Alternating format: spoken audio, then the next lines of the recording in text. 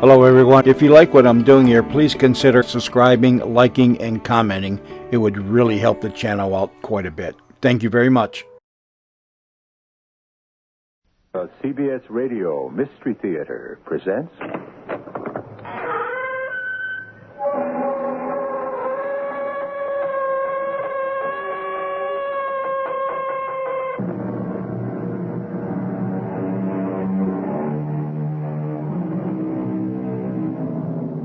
Come in.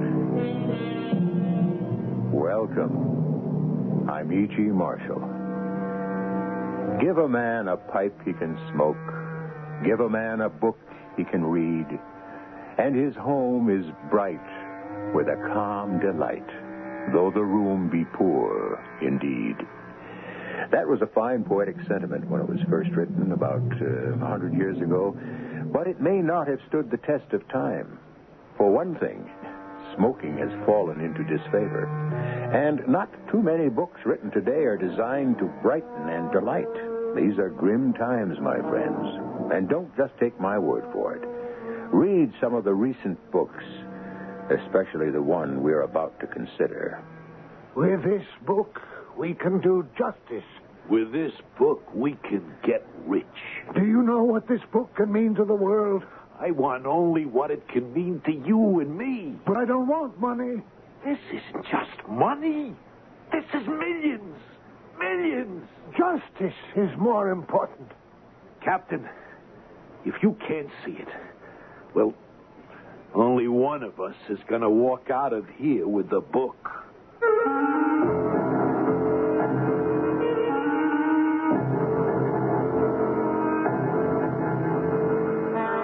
Our mystery drama, The Book of Abaca, was written especially for the Mystery Theater by Sam Dan and stars Alan Swift.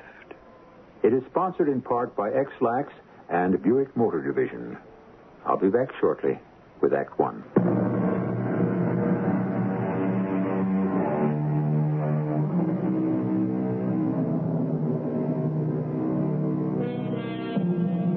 What is the most valuable book in the world? The original Gutenberg Bible? A First Folio Shakespeare? The answer is no. To them. Or to any other famous first editions you could think of. There is a book, and it was written by a man most people never even heard of, that can be worth millions. The Book of Abaca. The Abaca was a 20,000-ton tanker that flew the Silanian flag. On June 3rd at 2300 hours, or 11 o'clock p.m., she was approximately 100 miles east of Cape May, New Jersey. Her captain was on the bridge when he heard a frantic voice from the engine room. Captain Bowen. Captain. What is it, engineer? We're sinking. Sinking? The water's rushing into the engine room. Well, man the pumps. The plates have sprung. I said, man the pumps. What pumps? I switched them on and the motors blew. We're sinking. I can't stop the water. Well, we can't sink. We've got 3 million gallons of oil on board. I'm hip deep in water now. You know what that means? I only know we're sinking. I'm coming below. What for? You want to drown down here?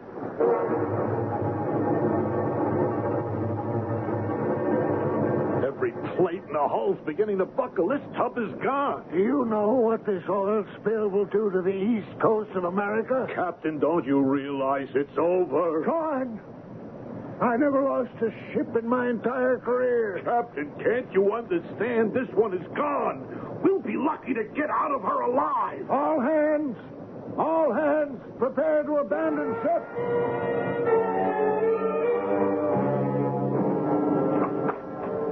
Captain, what are you doing in the cabin?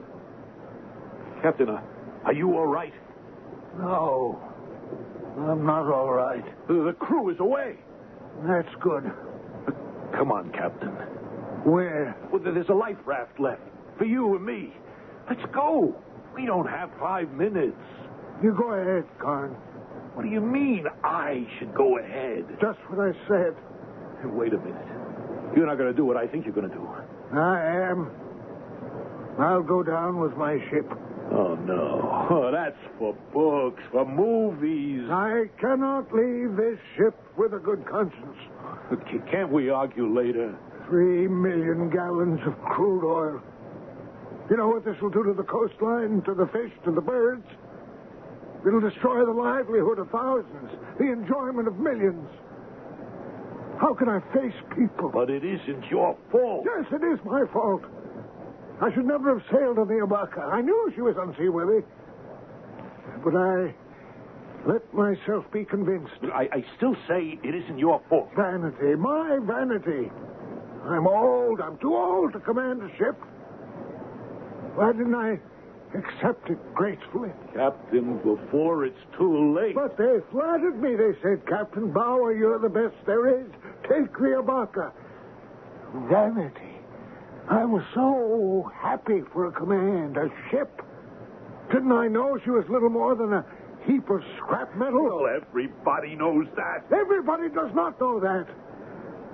This phony flag, this two-bit monarchy of Solania.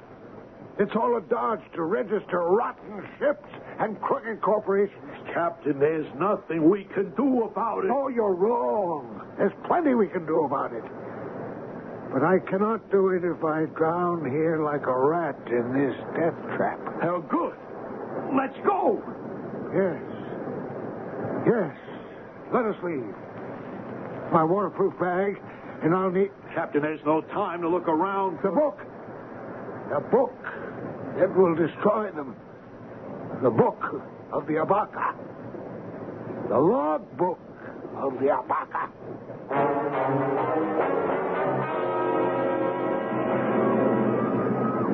You all right, Captain? I'm all right. Well, the seas aren't too bad. We can stay afloat on this raft. We're bound to be picked up as soon as it gets light. Come on. Listen to me. Hey, sure, Captain. In this book. In this book. Captain, something wrong?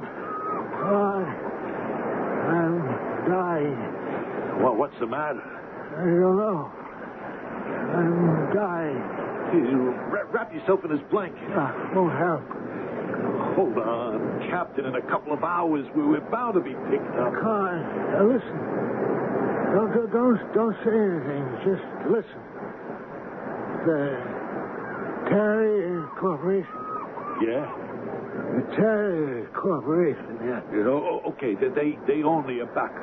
Yes, and 25 or 50 who knows how many other rotten, unseaworthy tubs. Don't get yourself excited. The Carrier Corporation. Bartholomew Carrier. Captain, you're just getting excited for nothing. No. It's for something. Bartholomew Carrier buys these unseaworthy hulks, and he... Captain, just take it easy, please. No, I don't have time. The Abaca should have been scrapped 20 years ago. Bartholomew Carrier will go down with the Abaca. This book, my logbook, will drown him. It will prove that he was negligent, that we were unfit to sail. But I'm going to die. Don't say that. I'm going to die of shame. You take this book and turn it over to the United States Coast Guard. You do that. Promise me. Promise? Yeah, Captain, I promise.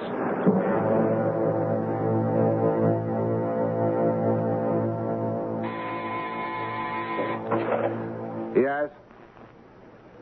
Oh, yes. Have him come in. Oh, Mr. Kahn. Have a chair. Oh, thank you. Cigar? Thank you again. You were chief engineer on my Abaca. I don't believe we ever met before. But we're meeting now. Too bad about the Abaca. Yeah. Fine, trim ship. Was she? Well, wasn't she? She was a rusty old tub that could hardly keep afloat. How can you say that? She was given a most searching inspection by the authorities before she was permitted to leave port. By the Solanian authorities, no doubt. Of course. And unless she has met the standards of the Solanian Maritime Commission, Which is a joke all over the world. she would not be permitted to leave the harbor. The only time one of your ships flying a Solanian flag is prevented from leaving a Solanian harbor is when you have failed to bribe the proper, or should I say improper authorities. Now, see here, Mr. Kahn. Which hardly ever happens. Mr. Kahn, what is the purpose of this visit? The Tarrier Lines. All those ships that fly the big red T under the Solanian flag, of course I should say alleged ships, because the Tarrier Line is little more than a floating scrap heap. A temporary floating heap. Mr. Kahn, I am A busy man, I know. But I am empowered to arrange matters for you to become a gentleman of leisure. I can retire you from business a hopeless bankrupt. I must ask you to come to the point. What was I doing on the Abaca? I'm a good engineer, but I'm a drunk. The Tarrier Line is the only one who'd take me as a chief.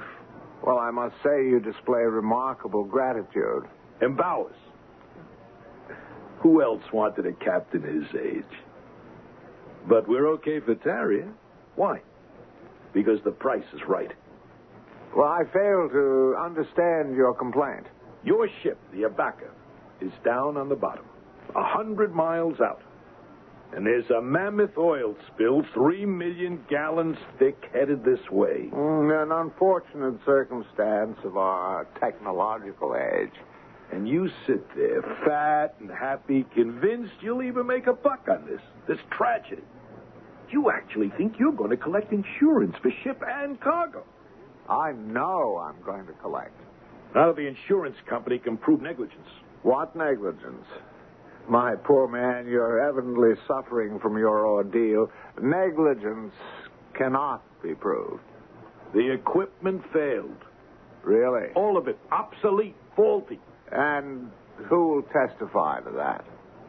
I'll testify. To what? You're drunk. You're unfit. Huh? Then why did you hire me? You concealed that condition from us. I admit we would have a problem if the captain had survived. Then you do have a problem. Because he did. He what? He survived. He's dead. He was dead when the Coast Guard picked you up. I know. But his testimony survived. His book, the log book of the Abaca. The log book? I've made a photocopy of several entries. They're chosen here and there at random. They're fascinating reading for a board of inquiry. Care to look through them? Let me read this. I was afraid of the worn engine cylinder. I begged Tarrier to have it repaired. Tarrier replied it would last the trip. It had been causing heavy vibration. I think we may spring some of the plates. Radioed the office for permission to put in the Tangiers for repairs. Was told to proceed to New York. I will not be responsible for the results of this action. This is not the juiciest either. It goes on, gets worse and worse. You have, I assume, the log of the Abaca? Oh, yes. This is my property. Of course. I could have you arrested. Well, why don't you do that?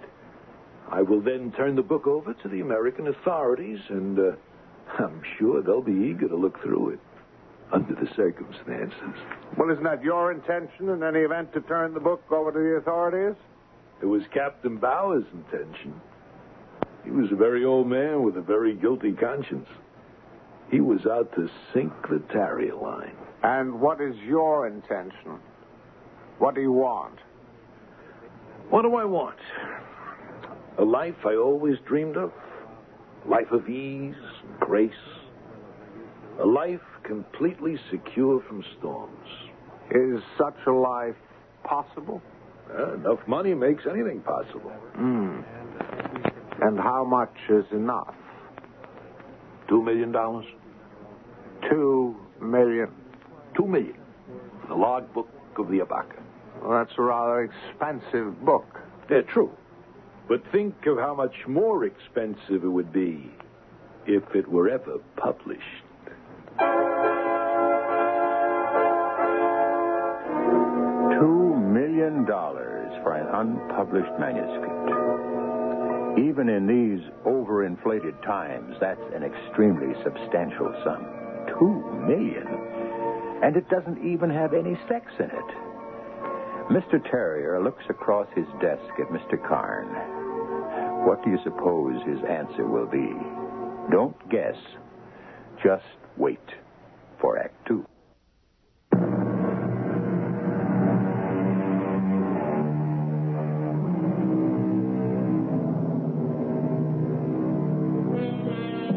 What are the wild waves saying? Asks the poet. In our story, we have seen an oil tanker go down off the Jersey coast. And it's not so much what the wild waves are saying, but what they are doing, which is burying a thick, fish-killing oil slick closer and ever closer to shore, where it will have a most depressing effect on the economy and the environment. $2 million. A not unreasonable sum, Mr. Terrier. Damages, claims, and fines could go at least $50 million. $2 million is what? 4%?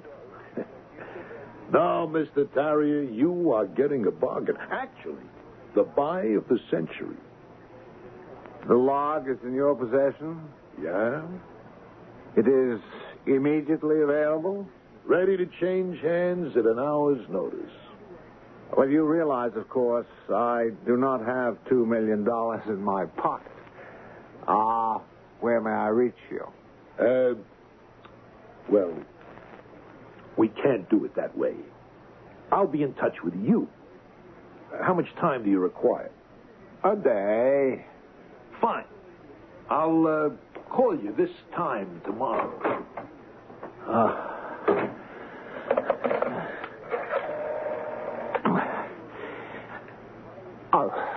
Cosmo.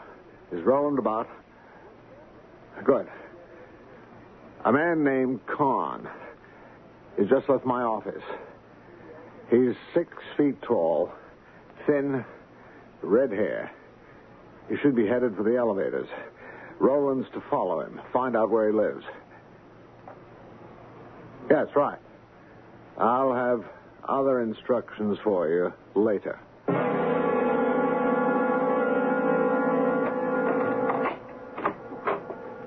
Yes? You got a Mr. Kahn living here? Kahn. No, I don't believe I rented a room to anyone named Kahn. Ernest L. Kahn. No, I don't have a roomer by that name. Let me ask you that again. A fella 6 feet tall, thin, red hair. Oh, You gonna ask me who I am, huh? What do I want him, huh? Well, yes. Yeah, well, I'm used to questions like that. I'm from the FBI. Oh. And we have to talk to this man. Oh, well, of course. The FBI, that's different. Well, he answers that description.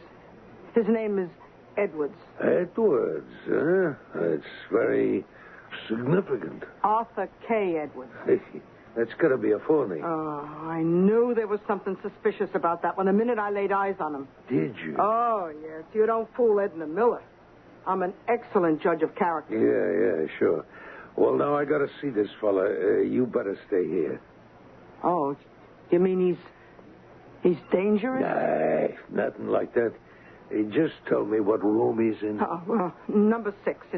It's up the stairs and first door on your right. Upstairs, all right. First door on the right. You'll see the number 6 on it. It's a very nice room, really. Yeah. Thanks, man. You better keep out of sight, huh? Oh, I will. I will.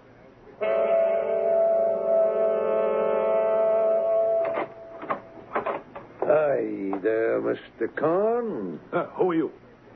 Well, I got something to show you. What? This. This is a .45 caliber automatic pistol. Now, let's close the door. What do you want? Well, I'll tell you how it is. I'm an agent for a book collector. Oh, I see. Well, now that you see, we can save a lot of time. You hand over the book, and you're entitled to something for your trouble. My client's really a very big-hearted guy. He told me to give you $1,000. Oh, that's very generous. Sure, considering he don't have to give you nothing at all. And if I refuse? Come on, chump. This thing's too big for you. You knew how to handle yourself, you'd never get into a spot like this to begin with, so hand it over. You don't think I keep it in a room, do you? I don't know. You're an amateur. Who could be dumb enough to do anything? Okay, so it's not here. Let's go get it, huh? And suppose I refuse? I can make a phone call. And in 5 minutes, I could get a guy up here, and before you know it, you'd be begging him to listen. Yeah, well, you can't threaten me. I've got the aces. Only I know where the book is. That proves how stupid you are. My client don't need the book. All he has to do is to make sure it never gets seen. If you had any brains, you'd have said, if anything ever happens to me, I'd arrange to have that book delivered to so-and-so. But you're an amateur. Come on.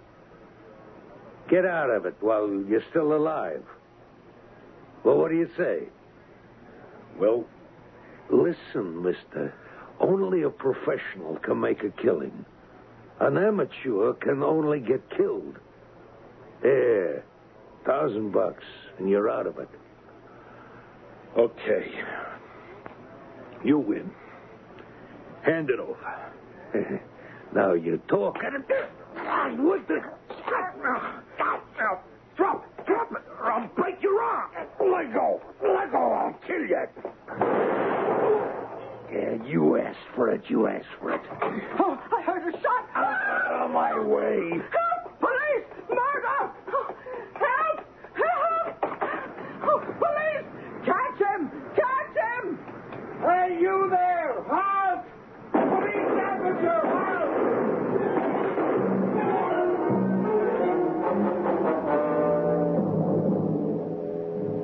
Hello there, Porky. Well, if it ain't Lieutenant Foster. How do you feel, Porky? Well, I wouldn't want to go dancing tonight, copper. Well, the doctor tells me you'll be okay. So, what do you want to talk about?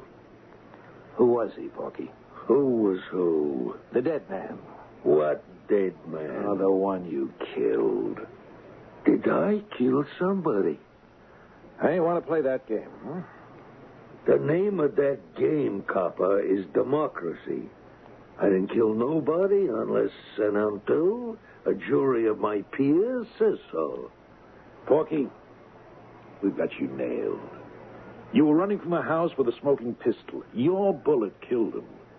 The jury won't even have to leave the box. We could make a deal. A deal? Who bought you, Porky? And why? Hey, that's what you want to know. What do you give me? I can't promise anything.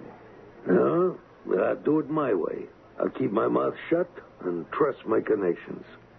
Nothing helps when it's murder one. Yeah. Well, copper, you and me, we're small potatoes. We're just an extension of big haunches. You see what I mean? Now, my haunches knows how to put the heat on your haunches. You'll need a miracle to beat this one. That's just what my haunches are. They're in the miracle business.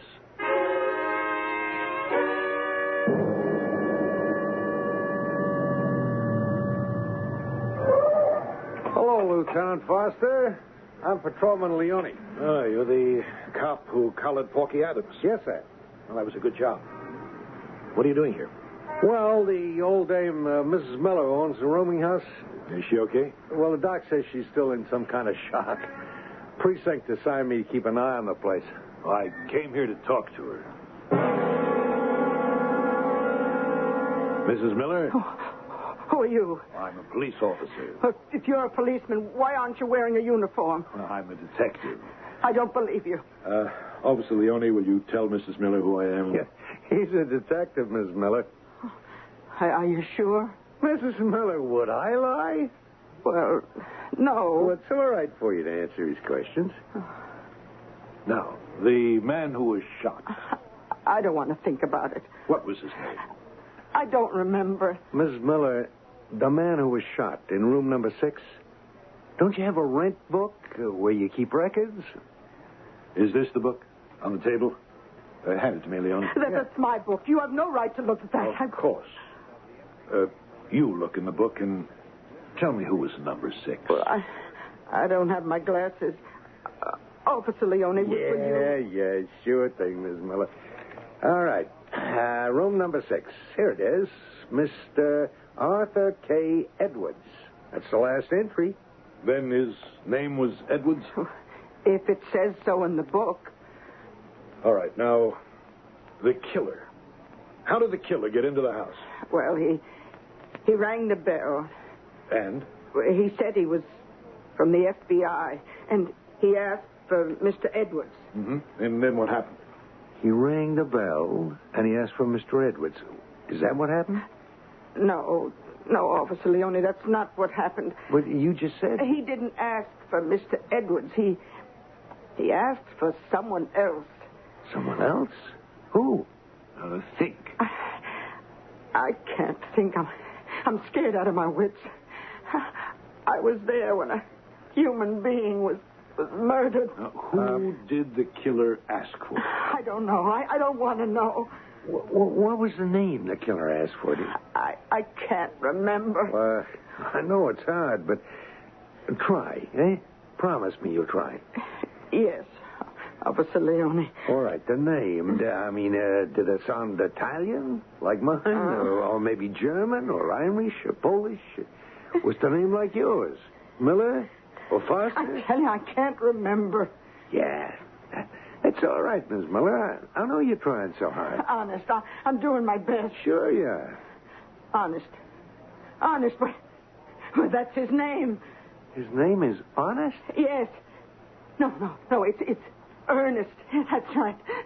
The killer, he rang the bell and he asked, did I rent a room to a Mr. Ernest L. Carn? That's who he asked for. Ernest L. Carn.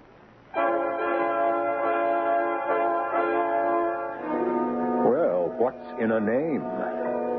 Everything or nothing. It depends on whose name it is. For instance, Ernest L. Carn is, as we know, the name of the missing chief engineer of the wrecked tanker Abaca. But where will knowledge of that name take Lieutenant Foster? It will take us into Act 3, which I shall present shortly.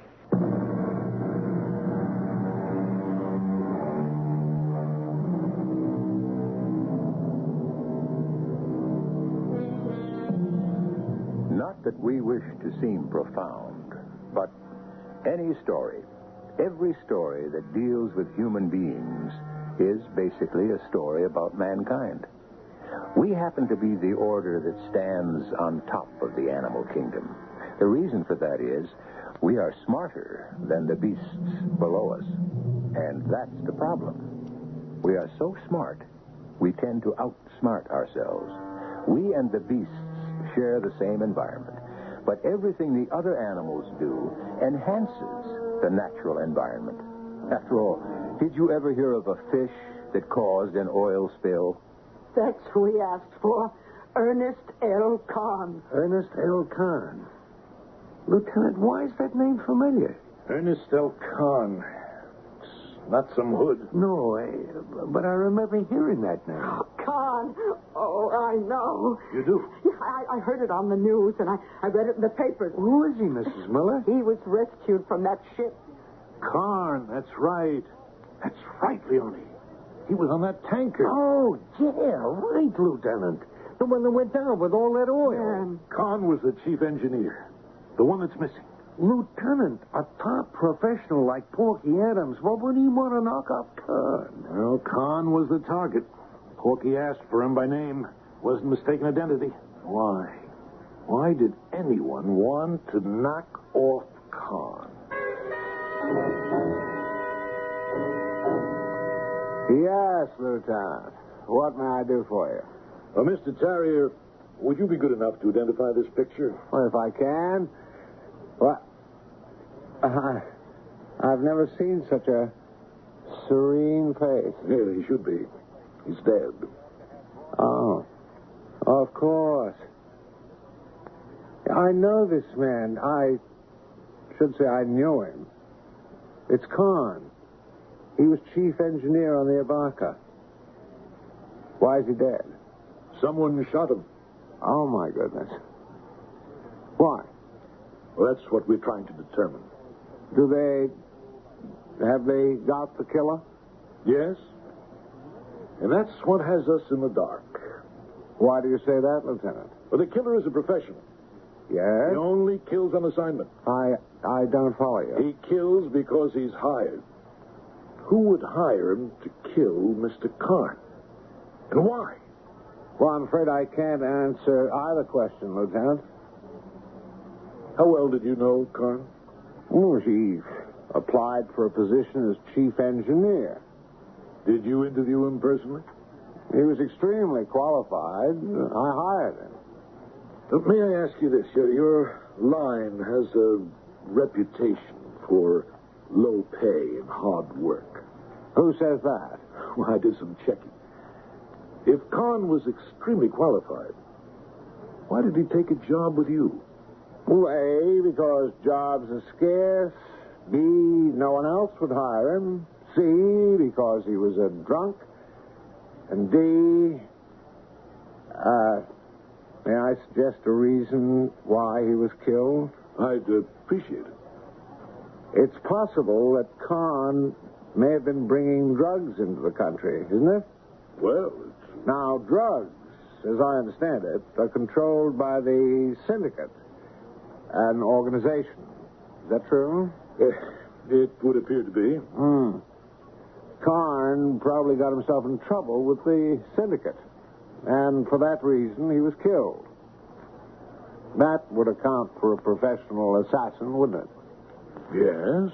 Well, then, that could be your case, couldn't it? It could. Mm-hmm. Thank you so much for your time, Mr. Terrier. I hope I've been helpful. Well, I'm sure you have.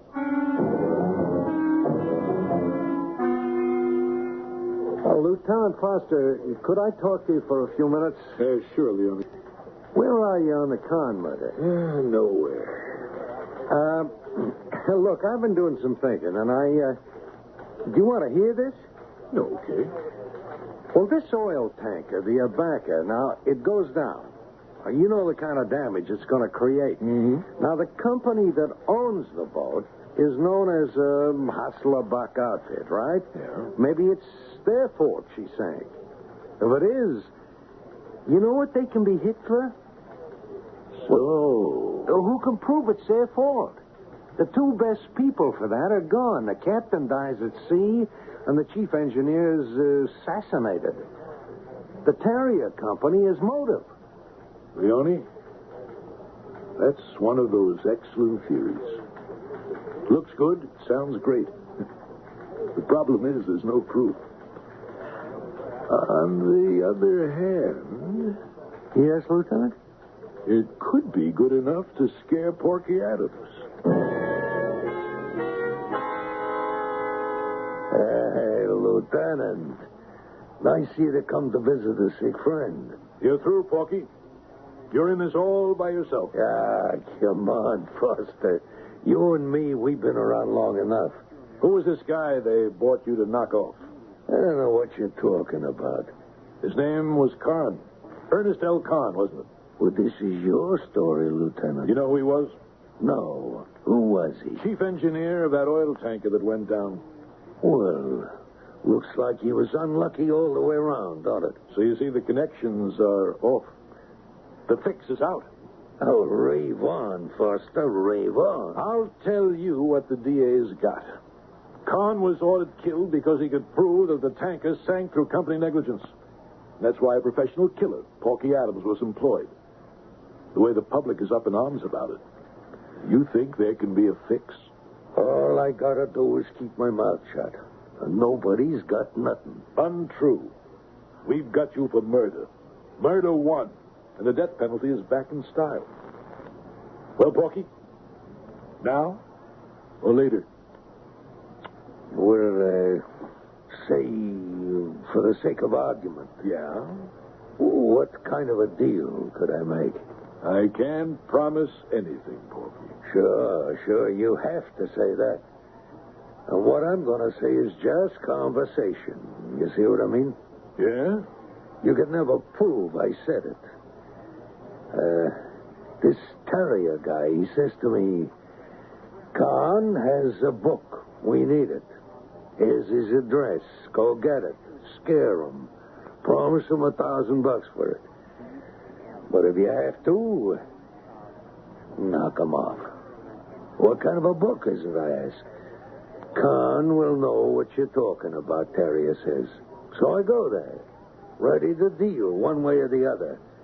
When the chump tries to tangle with me, well, the rest you know. And you'll give that to the DA?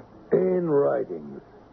Now, the DA has to sit down with my mouthpiece and work out the deal.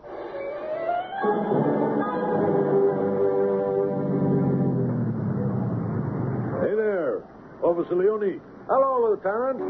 Oh, I thought I'd come by and tell you your days of walking a beat may be numbered. Well, I like being on the street. You might like being a detective better.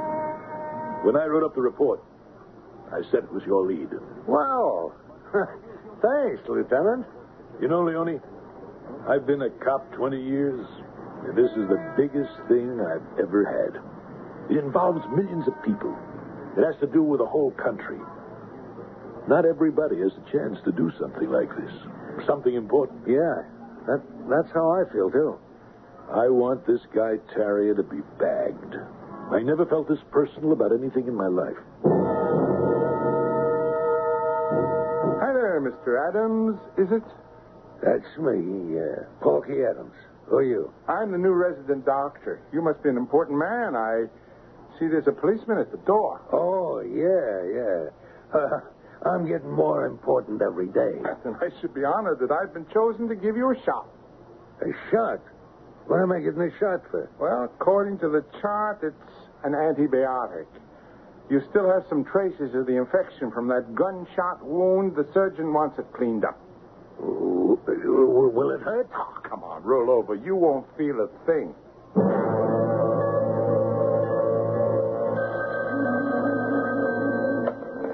Lieutenant Foster. Yes, sir. Who? He what? What do you mean Porky Adams is dead? But at the hospital? Yeah, okay, I know. Right.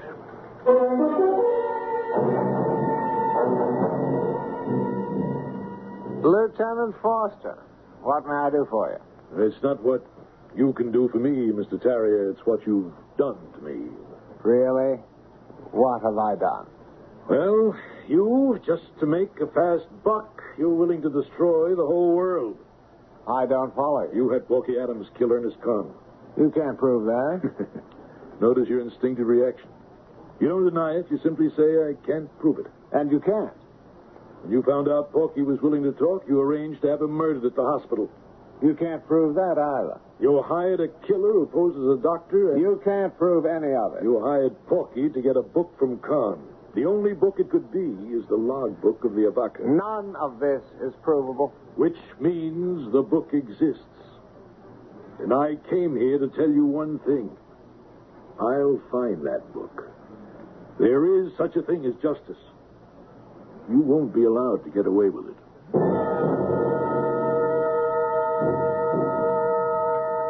Well, Lieutenant, we turned the place upside down. There's nothing to be found. Where could he have hidden the book? He had to have it handy. Well, it's nowhere in this room. But where could it be? Now, look what you did to the room. We'll see that it's put together again, Mrs. Miller. Mrs. Miller, where could Con have hidden something? Well, you looked, didn't you? I don't know. A book. It would have to be a pretty good size. Well, it's not in this room. He stashed it someplace. We'll never know. That's how Terrier wins. He doesn't need the book. He just has to make sure it's never found. Oh, he mustn't win. We have to stop him. But there's nothing here, Lieutenant. Oh, you're right. Okay, Mrs. Miller. I'm sorry we troubled you. Oh, that's all right. Goodbye, Miss Miller. Bye. There's something wrong, Mrs. Miller? No, nothing. Nothing at all. You sure? Yeah, sure, I'm sure. Now, look, if something's wrong, you can tell me. I'm your friend. Cop on the beat, Officer Leone. Well, look, I was terrified I'd have to testify against that killer, but he died mysteriously in the hospital, so nobody would need me for anything, so I'm out of it, right? Absolutely. Which is where I want to be, out of it. But I'm afraid I'm in it again. How? Well, a letter. It came a few days ago for Mr. Arthur K. Edwards. You know, the name Mr. Carn used when he was here. You'd better let us see that letter. I'm in it again. I'm in it again. The letter, please. I wanted to destroy it, but I was afraid. It's a criminal offense to do that to the U.S. mail. So whatever I do,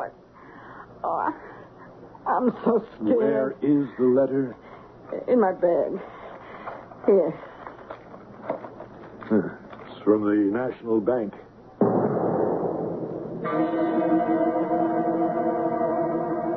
Miss Jones, I have a court order here to open the safety deposit box in the name of Arthur K. Edwards. Oh, yes, Lieutenant.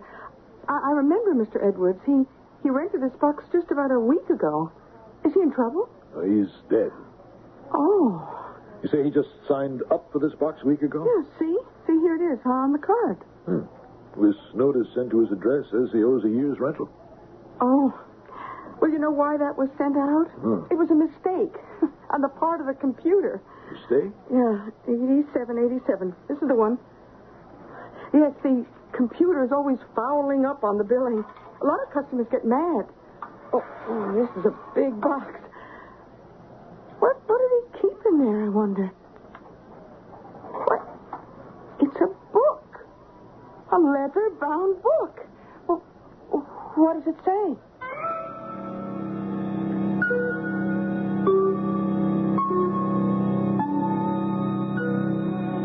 You know what it says. The Book of Abaca. And how it was found. The way many things are found. By mistake. The computer made a mistake. Or the fingers that punched the computer made a mistake. It happens every day.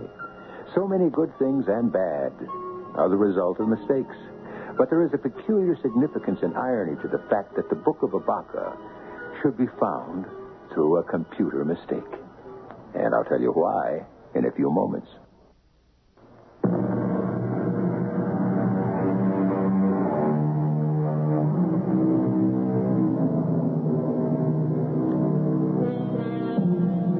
The Abaca. Abaca comes from a Greek word, abax, which means just what you think it means. Abacus, which was the first primitive computer. The Greek word abax comes from the Hebrew word abak, which means dust. Because when you wanted to add in those paperless days, you scratched the figures on the ground. So, from dust on the ground to strings in a box to fantastic electronic circuits, the abac becomes the computer of today. Therefore, it is altogether fitting that somehow a mistake of a computer reveals the story of the Abaca.